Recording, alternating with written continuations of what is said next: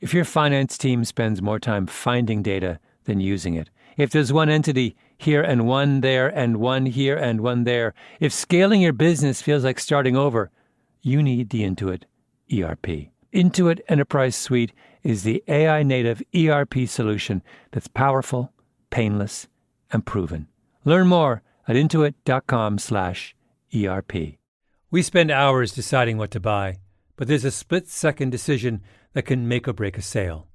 Do you have the trust to hit buy now?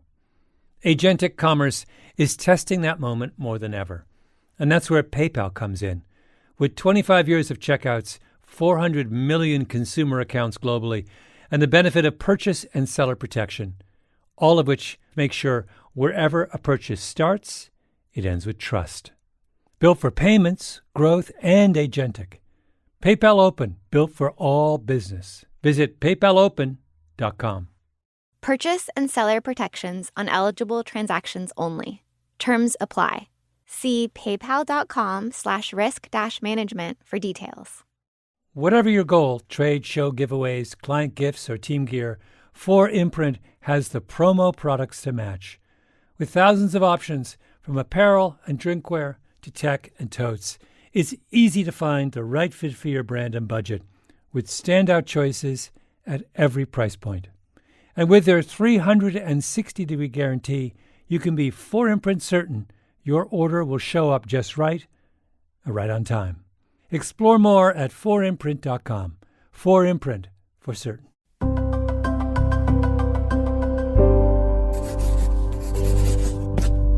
Pushkin. Malcolm here. I want to tell you about a man named Jon Aujay. He was a Los Angeles County Sheriff's deputy, an ultramarathon runner, a survivalist, and someone who had made a study of how to stay alive in punishing terrain. And one day, he went for a run in a place called the Devil's Punchbowl in the high desert of Los Angeles, and he never came back. Some say Aujay is just another missing hiker, claimed by the inhospitable landscape of the Southern California desert.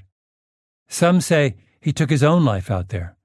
But there's another theory that many of Aujay's friends and colleagues are convinced is true, that he was the victim of foul play, and his own department is covering it up. Hosted by journalists Hayley Fox and Betsy Shepard, Valley of Shadows explores Aujay's unsolved disappearance and the stench of corruption that's followed the case for nearly 30 years. Through exclusive interviews, revealing wiretaps, and buried police files, Hayley and Betsy enter into the criminal underworld of outlaw biker gangs, meth production, and crooked cops in Southern California's Mojave Desert, exploring one of the state's most mysterious missing persons cases. You're about to hear a preview from the show. If you enjoy it, you can find Valley of Shadows wherever you get your podcasts. This series includes content that may not be suitable for all listeners. Listener discretion is advised. Is this okay? Yeah, I'll turn it down just a little bit because sometimes you get animated. I get pissed off old cop. This pissed off old cop is Mike Bauer. Okay, my name is Mike Bauer, retired captain, LA Sheriff. I retired in 2002. My last assignment was Major Crimes Bureau, Detective Division, LA Sheriff. Bauer spent 33 years climbing the ranks of the Los Angeles County Sheriff's Department, and he looks the part of a retired captain. His white hair and mustache are neatly groomed, and his eyes are permanently fixed in a look that says, "Do not fuck up on my watch." And he's pissed off because of something that happened to one of his guys on his squad back in the summer of 1998. June 11th started off like a normal day in Los Angeles. June gloom and bad traffic. I got up early out of Long Beach and headed up the 605 and into East LA, our office in East LA. Bauer was doing paperwork when a call came into the front desk. The receptionist answered. Then she hung up and she comes down to get a cup of coffee across the hall. And I said, "Hey, who was that?" It was Jon Aujay. Jon Aujay was a 38-year-old canine cop, and he was calling to inquire about an upcoming job assignment. I said, well, I've been trying to get hold of him. And she says, oh, well, maybe he'll call back.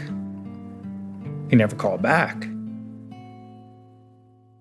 Jon Aujay was working for the unit Bauer headed up at the time, the Special Enforcement Bureau, or SEB for short. Which consists of 7 or 8 SWAT teams. And the SWAT teams were involved in tactical responses to high-risk situations in the field. SEB handled things like active shooter situations, hostage negotiations, search and rescue. It was a job that attracted adrenaline junkies like Aujay. He was an Army paratrooper and a survivalist. And those military skills, along with his buzz cut and square build, made him a shoo-in for the sheriff's department. He was in the Army and Special Forces. He was working at the elite unit of the department. I have to call him a loner, but he was an elite loner because the guy was doing 50-mile runs. He was an animal. Aujay got his kicks by going on long runs through California's backcountry. He'd go out deep into the wilderness to conquer the only obstacle course that still challenged him. And that's how Aujay was spending his day off. On June 11th, 1998. He woke up, put on his running gear, and drove to one of his favorite parks, the Devil's Punchbowl. It's a rugged canyon where the Angeles National Forest, the San Gabriel Mountains, and the Mojave Desert all converge.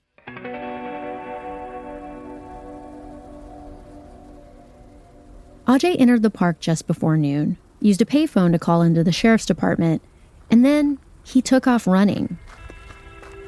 He never listened to any music, just the sounds of nature as he jogged along a maze of switchbacks and up a nearly 10,000-foot mountain. By early evening, he looped back towards the parking lot. But as the sun began to set, the shadows of trees and rocks grew until night engulfed the park.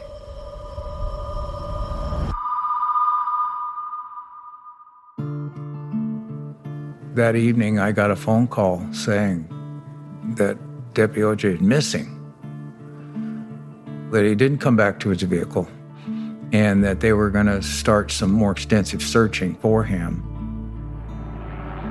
It's an all-out manhunt for Jon Aujay. Every search and rescue team in LA County has been called in to help. The 38-year-old went hiking Thursday in a rugged section of the Angeles National Forest known as Devil Punchbowl's Park. It's a beautiful but dangerous area, an area where it may be extremely difficult to find Aujay. It's a pretty unique situation.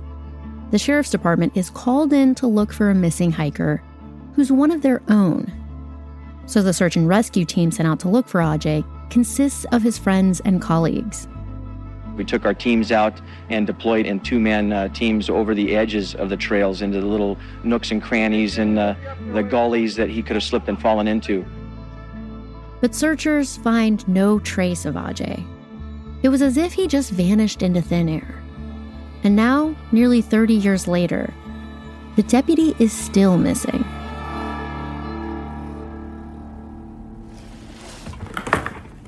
I guess I'll open a box.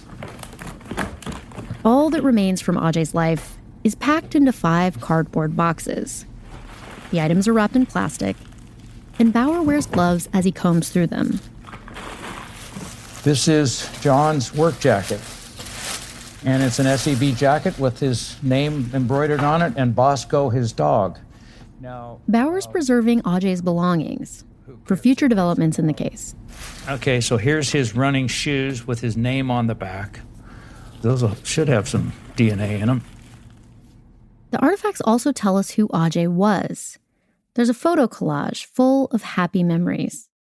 Him and his high school sweetheart Deb on their wedding day, a birthday party for their daughter Chloe, who was just 5 when he disappeared, and puppy pics of Bosco, Aujay's department-issued canine. And next to these snapshots of domestic life, there's a steel ballistics helmet intended to stop rifle rounds, trophies for marksmanship, army fatigues, tough guy stuff. Aujay moved at a fast clip, trying to balance the competing demands of home and work. But his life came to an abrupt and puzzling end. His death certificate says Cause of death, unknown. Manner of death, unknown. No body. The deputy's body has never been found, which raises a lot of questions for Mike Bauer. And a survivalist getting lost in the woods? Another big question mark. Over time, the mystery of it all has turned into something else. Deep and unsettling suspicion about the Los Angeles County Sheriff's Department. The only law enforcement agency in this country that I know of, and I've looked around, who has a missing deputy sheriff and doesn't seem to care. What the hell happened? What's the answer? Who's motivated to find the answer?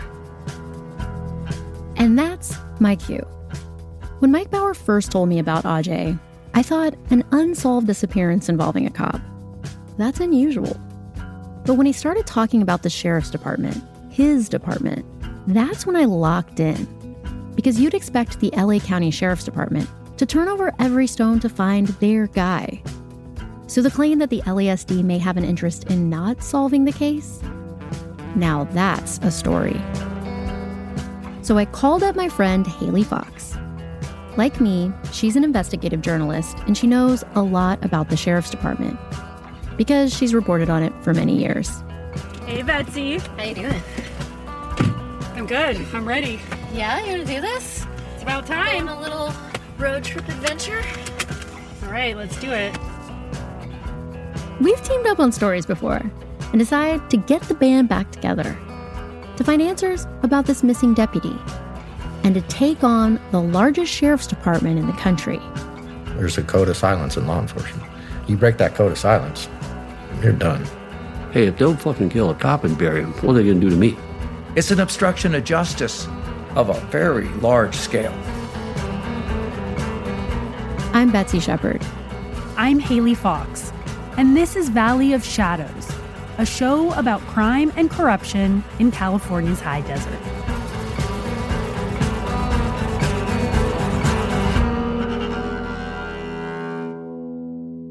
Episode 1, The Devil's Punchbowl. Betsy and I are making the trek from downtown Los Angeles to the Antelope Valley. That's the desert area north of LA where Deputy Aujay disappeared. The drive's about 60 miles, but it takes an hour and a half to 2 hours because of the mountainous terrain. So you actually have to we gotta go north. Yeah, we're gonna go north, but this is LA, dude. We gotta go south, 110 south, 5 north, 14, and then I think there's a 138 thrown in there, but nothing's a straight shot. Spoken like a true Angelino. I was born and raised in LA County. Go Dodgers! But this part of it feels worlds away. The Antelope Valley, or the AV as it's sometimes called, is a 3,000 square mile stretch of the Mojave. But this part of the high desert doesn't have the same allure and vibiness as places like Joshua Tree. Instead, the AV is mostly empty space, dotted with defense plants, bedroom communities, and tumbleweed towns. So a lot of just like trailers kind of just parked out in the desert. Yeah, I mean, power lines and scrub brush. Our story takes place in and around Pear Blossom, California. It has a population of 1,500, and it's where the Devil's Punchbowl's located. Driving through it, Betsy gets a case of deja vu. I get anxiety coming to places like this because it reminds me of like the town that I grew up in. I feel the oppressive weight of boredom. Oh, really? I moved to LA several years ago from South Louisiana. I'd never been to Antelope Valley before, but it was immediately familiar to me. Because if you were to replace desert with swamp, this region would look a lot like the small town I'm from. It's rural and kind of run down. There's more landscape than real estate. Lots of pickup trucks. And town life seems like a thing of the past. We got an abandoned motel. What's this? Oh, like an abandoned old restaurant and rec hall. And people getting gas to presumably be on their way. Yeah, I mean, I think the 3 gas stations in a row tell the story. But the closer we get to the Devil's Punchbowl, where Aujay was last spotted, an otherworldly landscape appears, full of spiky Joshua trees and sandstone columns. It's actually really beautiful out here. I did not expect it to look like this. Are you looking at these huge rocks jutting out of the ground? And like they're making all those crazy shadows? I've never seen anything like that before. I haven't either. I feel like I'm in an old Western movie, you know, like where it's got this like wide, epic landscape shots. Oh, endless horizons, totally. Endless horizons. I can see why Jon Aujay likes to come out here. Yeah, it's pretty epic. Okay, we are pulling into the Devil's Punchbowl County Park parking lot. Here we are. We've come here to retrace Jon Aujay's last known steps and to meet with Ranger Jack Farley. He was working at the Punchbowl the day the deputy disappeared. Hi. Are you Jack Farley by chance? I am. Oh. Are you Betsy? I'm Betsy. This is my reporting partner, Hayley. Oh, nice to meet you, Hayley. Thank you for meeting us out here. Yeah, so we're working. Jack Farley's retired now, but for 35 years he was assigned to work the Punchbowl. What a cool job. Great for me. Yeah, it was awesome. Good job.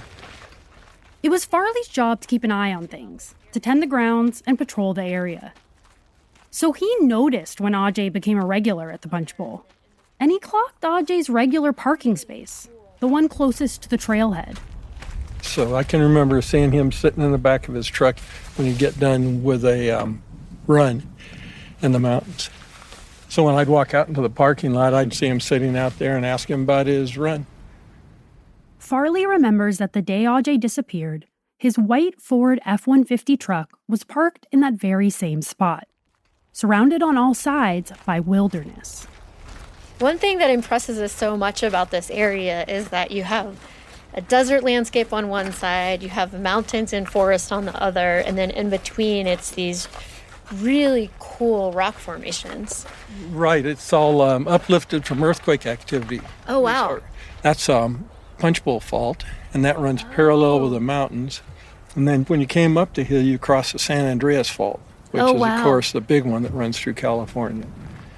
Several faults in the area. It took all this sand that was laid down flat by streams and tilted it up into vertical relief.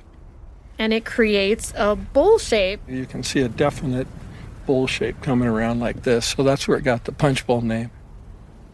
We're not totally sure about the devil part of it, though. According to local lore, early homesteaders saw a grinning devil in the rock formations.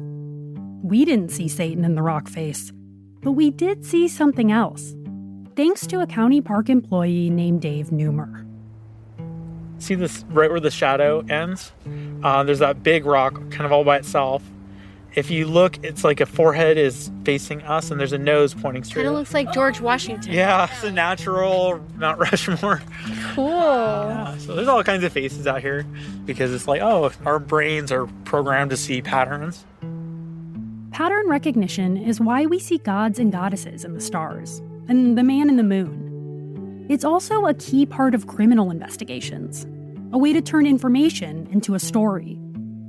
And that's why we've come to the Devil's Punchbowl, to see if we can make sense of what happened on June 11th, 1998. So we pull out a map we printed from the internet, because we're prepared journalists and elder millennials, and we present it to Ranger Farley. Let me show you what it looks like. Yeah, mine will definitely be better. This will definitely get us lost in the wilderness, but it was a good thought.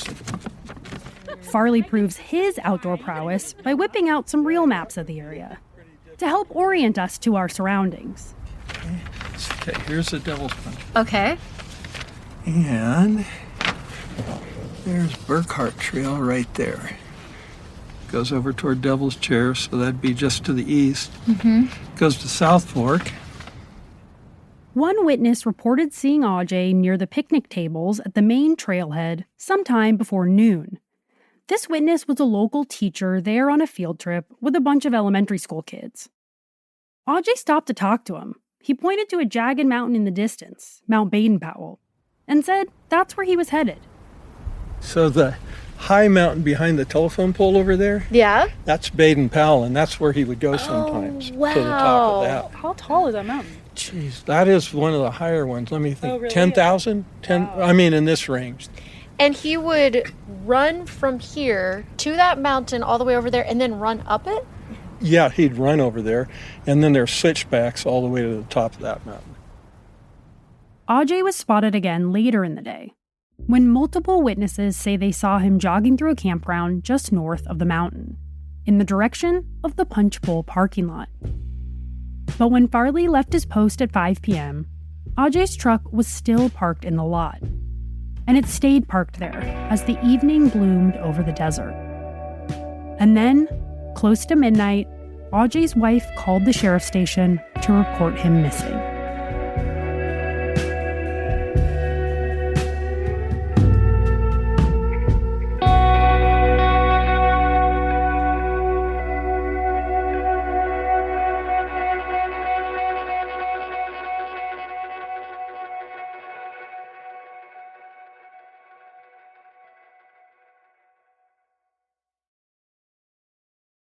If your finance team spends more time finding data than using it, if there's one entity here and one there and one here and one there, if scaling your business feels like starting over, you need the Intuit ERP. Intuit Enterprise Suite is the AI-native ERP solution that's powerful, painless, and proven.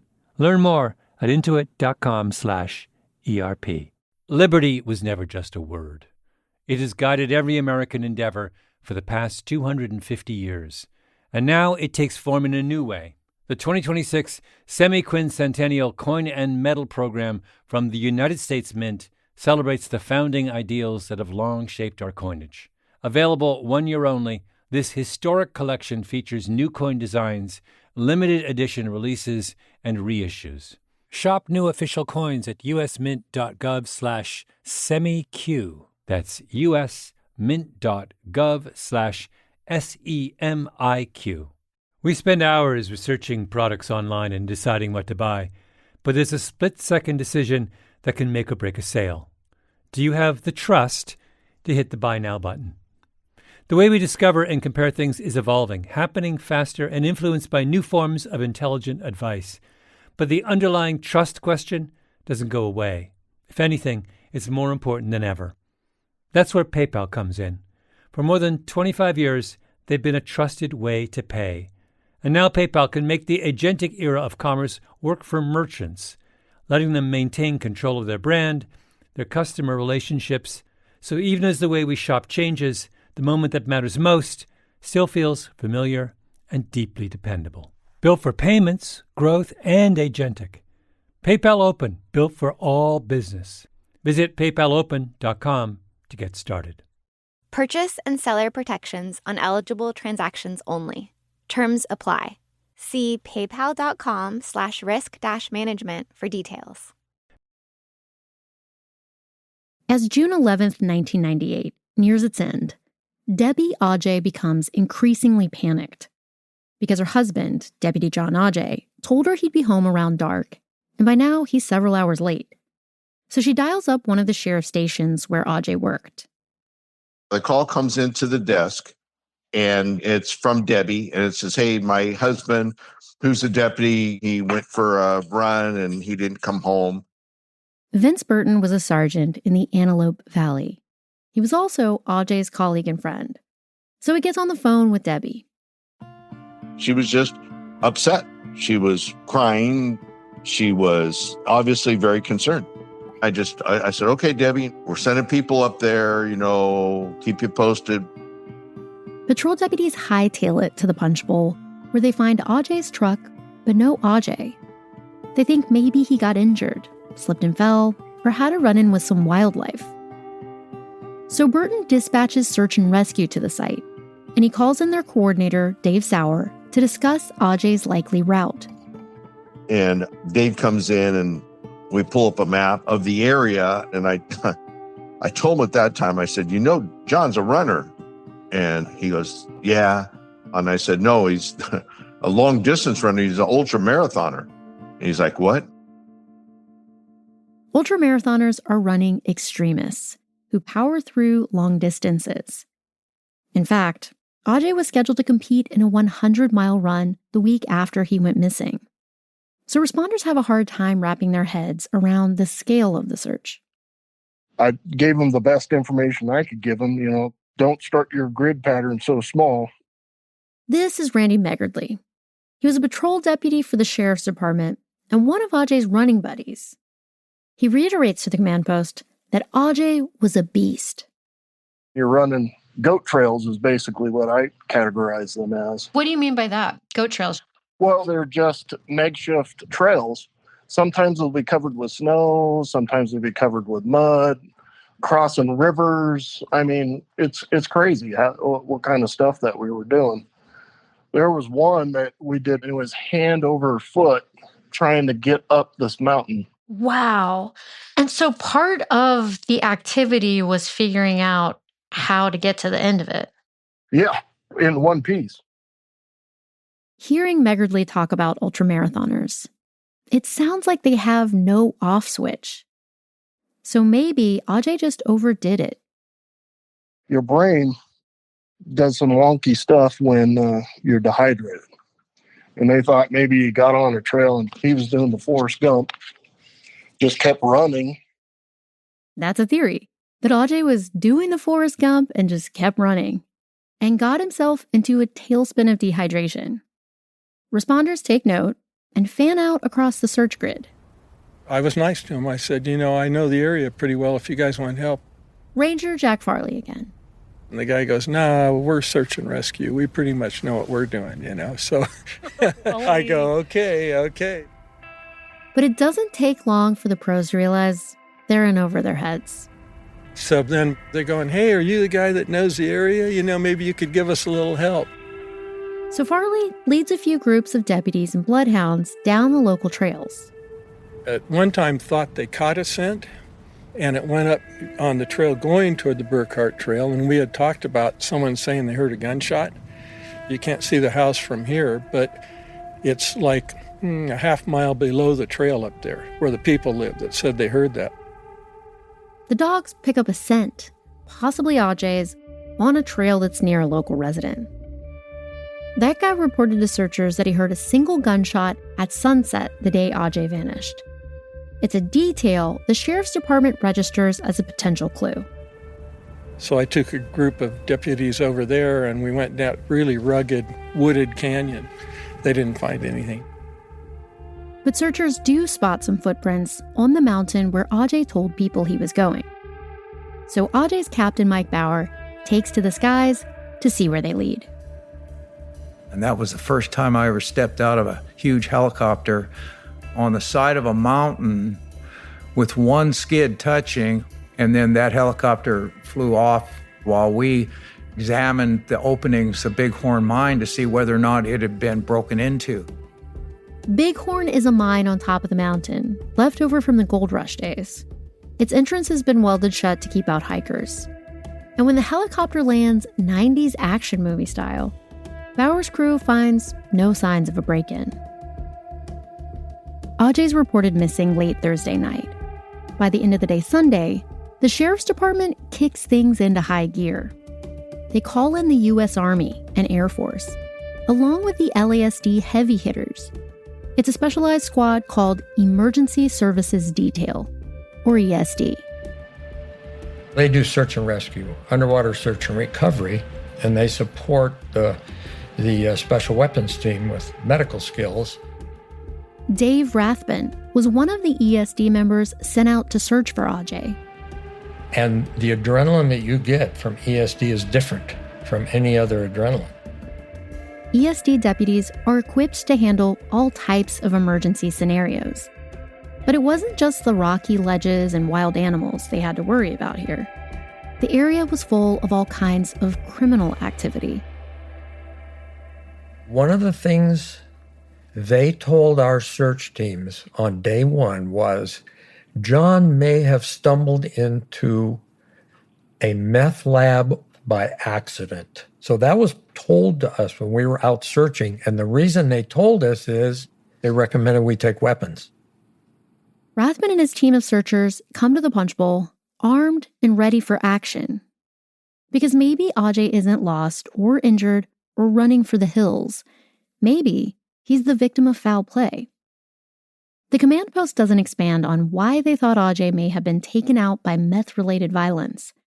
But to Rathbun, this theory doesn't sound too far-fetched. Because the Antelope Valley is isolated, outlawish, and on account of its size, difficult to police.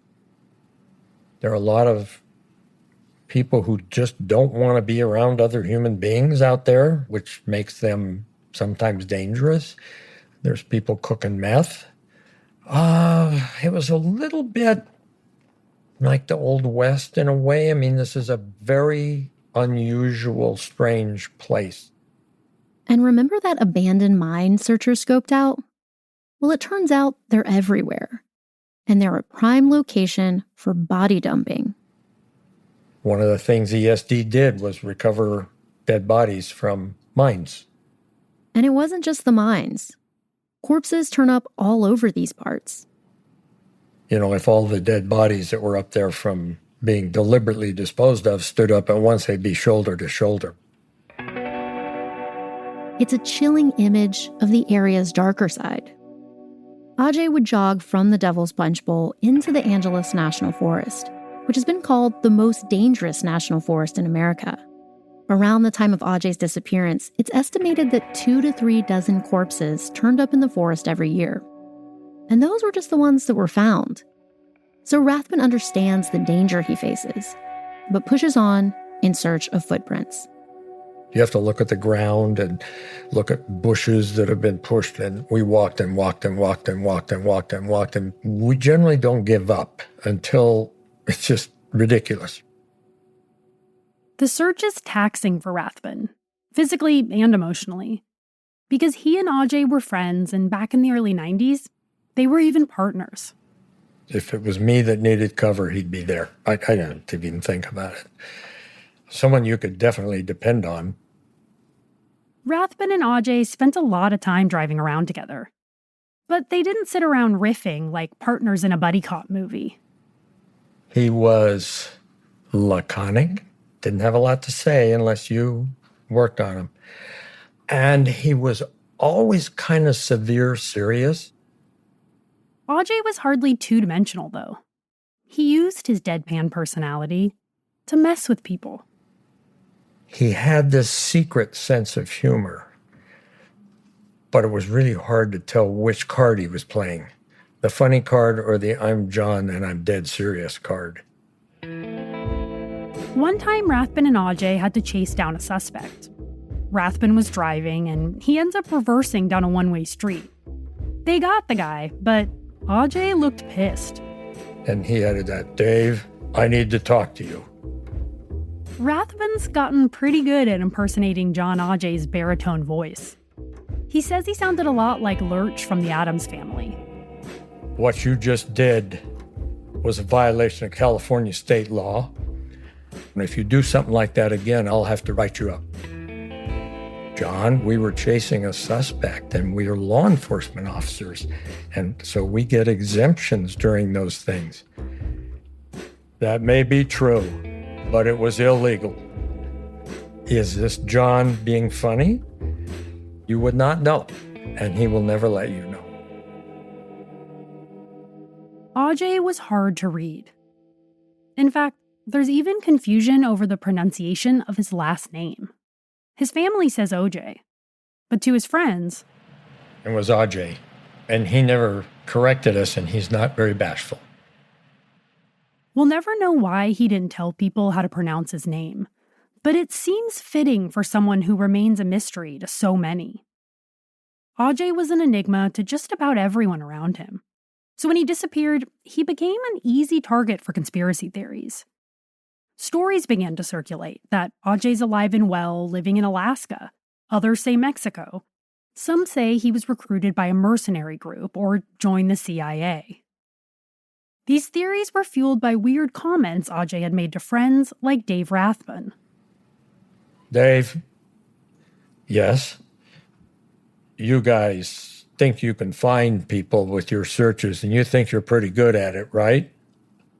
I could go in the mountains and you'd never find me. And I said, there are people who want to be found that we can't find. So I'm not real impressed with your declaration there. If you don't want to be found, I'm pretty sure I wouldn't be able to find you, so I agree. And of course, that conversation takes on extra meaning as searchers keep coming up empty-handed. I participated in that search until my feet were bloody, as did several of my peers. But day 6, they said, well, shut it down. What do you mean, shut it down? Oh, who said that? Who gave that order? You shut this thing down. What are you talking about, day 6? The sheriff's department folds the search after 6 days and gives a statement to the press. Sergeant Sauer, one of the deputies overseeing the operation, says, quote, "A good analogy would be someone coming up to you and giving you 2 to 3 pieces of a 500-piece puzzle and asking you to guess what the picture is. Throw into that a few pieces of an entirely different puzzle, and that is what we work with. We might never get it right." End quote. You want to trust the department that they're doing the right thing, but no one asked us if we should shut it down. If I'm the search and rescue guy, and my partners are search and rescue guys, and the helicopter pilots have been on hundreds of searches, why are we asking them what they think and their input? Rathbun says searches for missing hikers typically last 7 to 14 days, depending on the viability of the person. Aujay was not your typical hiker, and given his personal and professional connection to the sheriff's department, it seems like the LASD would go the extra mile to find him. So it's 6 days, you cancel a search for somebody who can run 50 or 100 miles in the wilderness, really knows the wilderness as good or better than anybody in ESD. Shut it down. Why are you shutting it down? The sheriff's department tells the public that Aujay disappeared without a trace, and that they're ending the search because they're just spinning their wheels. But behind the scenes, they're telling a very different story. Well, they say that they decided he committed suicide.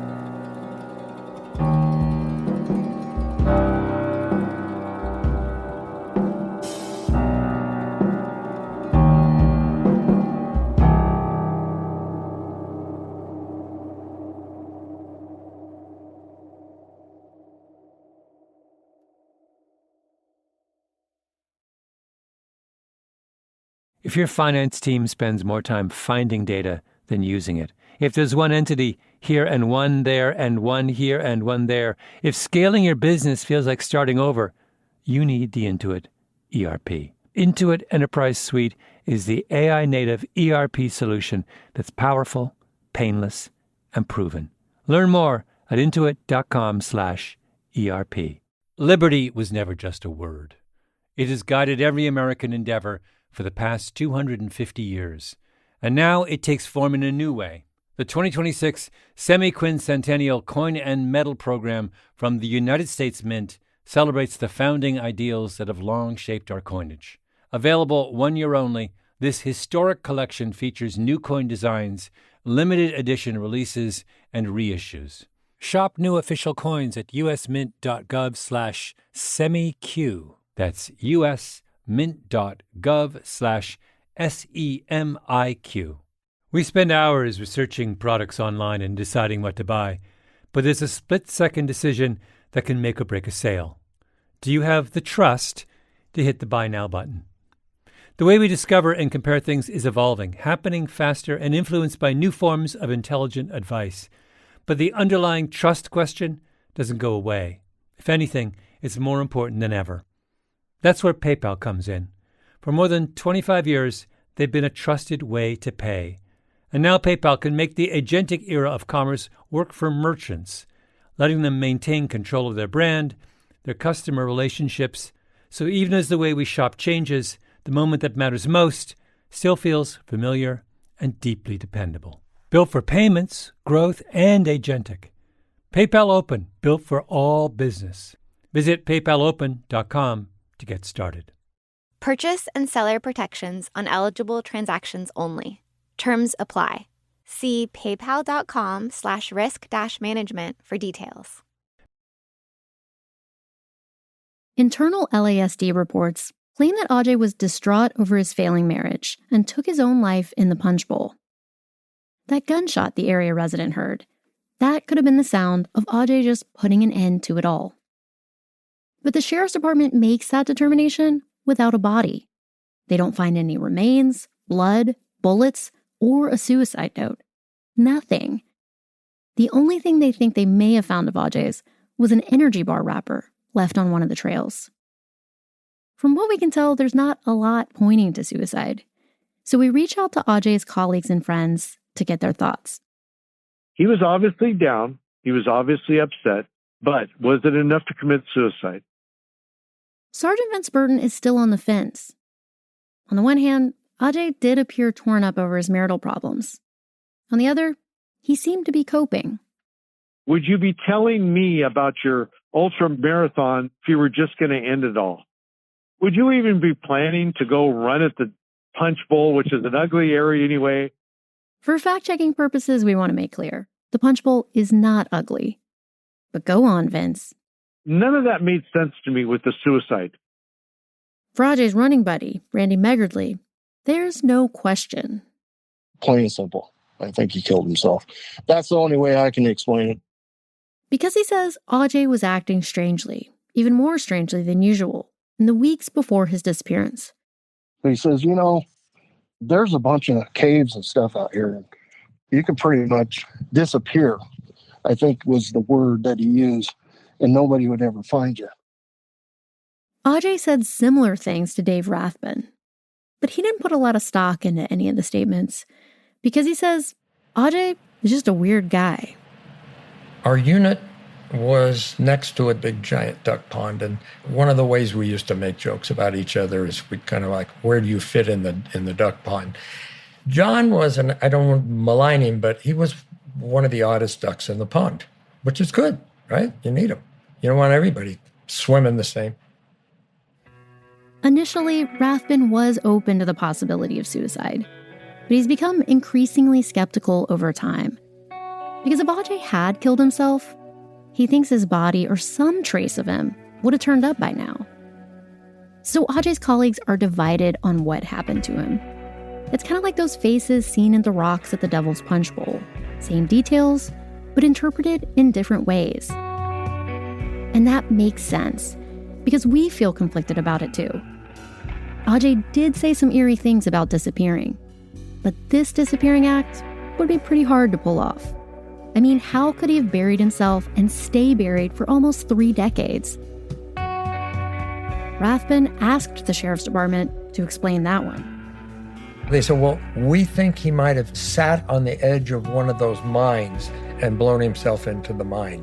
Thinking, okay, we are really stretching now for an explanation as to why we can't find him. I didn't accept it. Just common sense told me, you probably ought to see whether there's any evidence of self-infliction. Pissed off old cop Mike Bauer is evangelical in his belief that the suicide theory is bullshit. Because he says the sheriff's department didn't arrive at this conclusion. They led with it. And that poisoned the investigation from the start. Bauer says that as early as day 3, an LASD official was pushing the suicide narrative during search team briefings. To Bauer, this was equivalent to telling searchers to let up. I took that person outside and I said, what in the hell did you say that for? How could you possibly know that at this point? How could you possibly discourage them to search for somebody that worked for you? The sheriff's department was even sharing this theory with the press. We haven't ruled out the possibility of suicide, but we don't have any evidence to support that that's what he came here to do. Bauer thinks it's irresponsible to promote the suicide theory without a high degree of certainty. So he prods the department to keep investigating. I kept contacting homicide and saying, something's wrong. I'm telling you, there's a problem. But he says the department ignored the case to such an extent that he began to question their motives. Nobody was in charge of it, and nobody wanted any of it once they saw how stinky it was getting. Randy Meggardly represents the other end of the spectrum. So we ask him what he thinks about the possibility of foul play. I refer to myself as a mushroom. They would just feed me a little bit of poop every once in a while. I wasn't in the know on that whole thing. I've never heard the mushroom poop metaphor before. Yeah, you feed you a little bit of poop and you grow a little bit. At first, the mushroom poop analogy went way over my head. It sounded like a Southern expression my mom just forgot to teach me. But then it clicked while I was watching The Departed, the Martin Scorsese movie about corruption within the Boston Police Department. My theory on feds is they're like mushrooms. Feed them shit and keep them in the dock.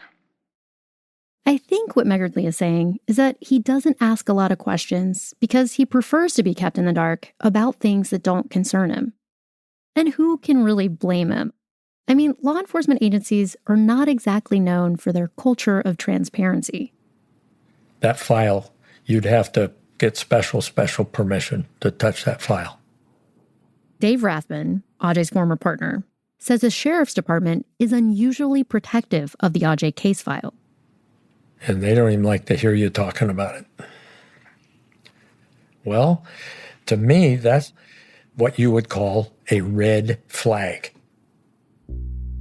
So Rathman asked his buddy, a retired detective working cold cases for the sheriff's department, to review the Aujay case. Could you maybe grab that case file? And he went, oh no. I said, what do you mean, oh no? Why wouldn't you want to take a look at it? He said, no, that's a hot potato. No one's allowed to touch that. If I started poking around that case, they'd let me go. I said, well, that's interesting. Why? It's a suicide. He said, I don't know. I just know that that case can't be touched. Those red flags are another reason Rathman and others just can't get behind the party line. As my father would say, God bless him, there's something rotten in the woodpile. And it stinks, and I can smell it.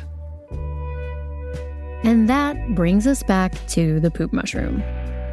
It might thrive in darkness, but to me, that's not an ideal environment for policing.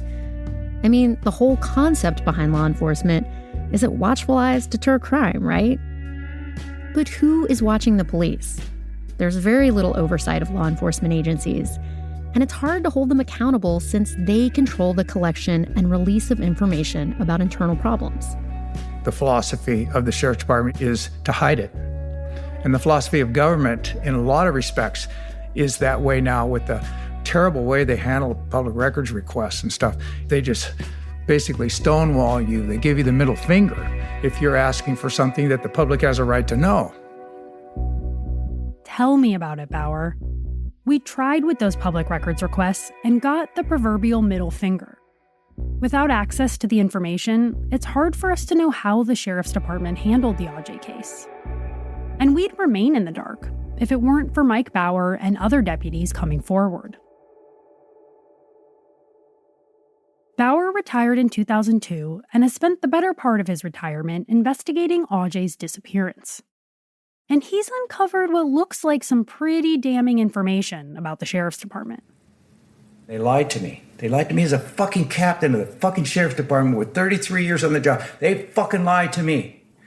While I'm in charge of sheriff's intelligence, they're fucking lying to me about what they're doing at homicide to shut this thing up. They don't want me involved in it. Oh, imagine. That's how offensive that is. We know that law enforcement has its problems, but they're not usually laid out for us by dyed-in-the-wool cops. People who know this world from the inside and can show us where the bodies are buried, figuratively speaking.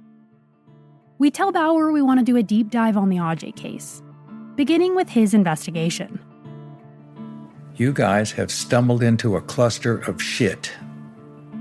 But he's not as encouraging as we expect him to be. And for good reason. Do you have any advice for us while looking into this disappearance? I wouldn't do it alone. In the event somebody did decide that you were getting too close to something, You will not be found killed. You will simply disappear.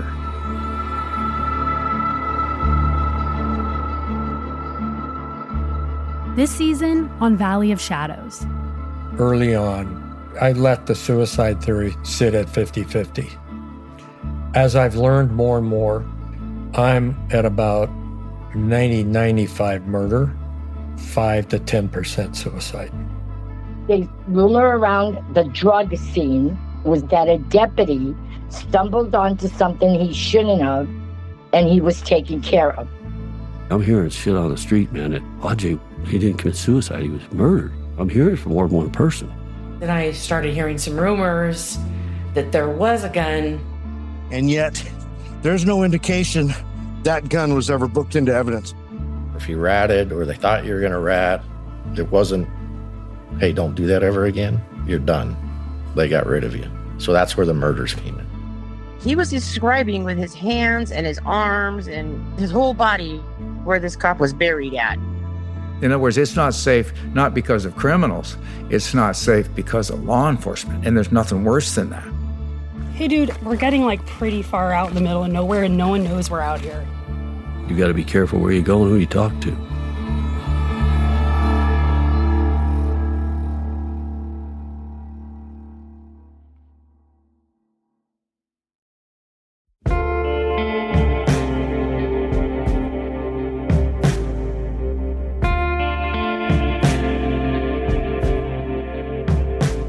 If you have any information or tips related to the disappearance of Jon Aujay, please call 213-262-9889 or email shadows@pushkin.fm. Valley of Shadows is reported, written, and produced by us, Hayley Fox and Betsy Shepard. Our editor is Diane Hodson. Our executive producers are Jacob Smith and Alexandra Garreton. Original music by Jake Gorski, Ray Lynch, Mike Jersich, and Hayden Gardner. Sound design by Jake Gorski. Fact-checking by Annika Robbins. Additional production support by Sonia Gerwig. And our show art was designed by Sean Carney and Betsy Shepard. Special thanks to Nick White for show art photography. Additional thanks to Jeremy Tao. Valley of Shadows is a production of Pushkin Industries. To find more Pushkin podcasts, listen on the iHeartRadio app, Apple Podcasts, or wherever you listen to podcasts. From Type 2 Fun, we're Hayley and Betsy. See you next week.